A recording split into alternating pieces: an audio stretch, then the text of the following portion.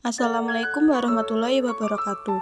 Perkenalkan, saya Estina Widyaningsih, mahasiswa PPG Prajabatan Universitas Widya Dharma Klaten tahun 2023 gelombang 1.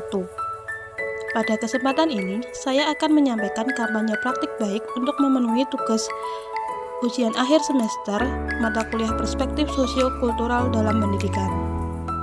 Pada praktik pengalaman lapangan atau PPL 2 yang dilaksanakan di SMP Negeri 1 Trucuk, saya berkesempatan untuk menerapkan scaffolding pada Beyond of Proximal Development atau YPD dalam pembelajaran matematika materi peluang kelas 8G. Intervensi terkait penerapan scaffolding pada Beyond of Proximal Development atau YPD. Scaffolding sendiri adalah pemberian dukungan atau bantuan kepada seorang individu yang sedang pada awal belajar, kemudian sedikit demi sedikit mengurangi dukungan atau bantuan tersebut setelah individu mampu untuk memecahkan masalah dari tugas yang dihadapinya. Scaffolding dilakukan dengan menyesuaikan tingkat kognitif peserta didik. Peserta didik yang mengalami kesulitan menguasai materi akan memperoleh bimbingan yang lebih. Scaffolding merupakan konsep dari Beyond of Proximal Development atau YPD oleh Vygotsky. Beyond of Proximal Development atau YPD diartikan sebagai zona di mana peserta didik kesulitan dalam memahami atau menyelesaikan tugas.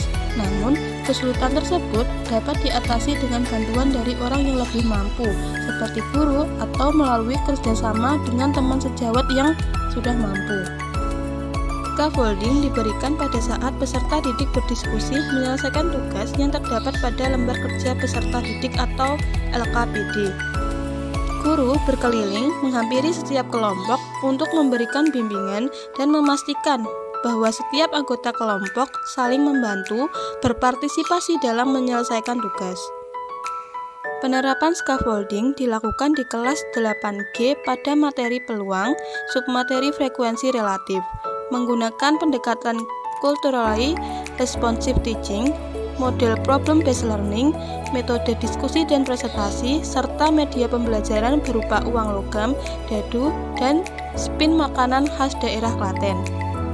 Saya memberikan bimbingan kepada peserta didik, kemudian mengurangi bantuan tersebut sampai peserta didik secara mandiri dapat menyelesaikannya.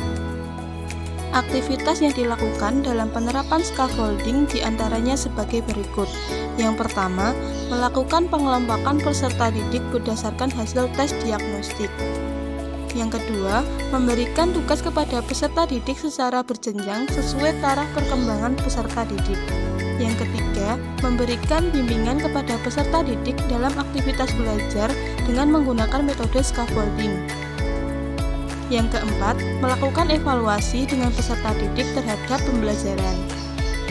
Hasil yang dicapai dari penerapan scaffolding pada Beyond of Proximal Development atau YPD adalah sebagai berikut. Yang pertama, membantu peserta didik meningkatkan pemahaman konsep. Yang kedua, secara bertahap menarik bantuan yang diberikan akan membuat peserta didik belajar mengatasi tantangan secara mandiri sehingga membangun kepercayaan diri mereka. Yang ketiga, membantu peserta didik mengembangkan kemampuan pemecahan masalah.